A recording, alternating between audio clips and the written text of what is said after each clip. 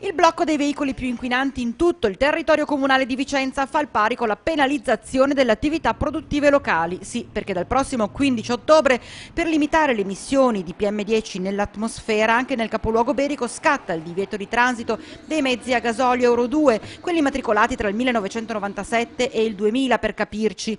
E se da un lato rispetta le direttive europee, dall'altro colpisce direttamente chi con un diesel Euro 2 ci lavora. C'è una preoccupazione molto forte da parte del Comune, del motivo per il quale abbiamo convocato nei prossimi giorni tutte le categorie economiche, che è quella di non limitare eccessivamente la mobilità delle persone e delle merci. Bisognerà fare un ragionamento. Sta di fatto però che in tutto il nord Italia stiamo andando verso limiti sempre più stringenti e che porteranno da qui al 2025 sostanzialmente i veicoli fino alla categoria Euro 5 diesel a non poter più circolare. Quindi sicuramente va fatta un'azione coordinata e speriamo che ci possano essere anche incentivi da parte di Stato e Regione per la rottamazione dei veicoli più inquinanti. Vicenza risponde alle linee guida che la Regione Veneto assieme a Lombardia, Emilia e Piemonte sta sottoscrivendo, un giro di vite che però rischia di avere ripercussioni sulle fasce più deboli. Servono sostegni a tutti coloro che non possono cambiare il veicolo e che magari devono orientarsi verso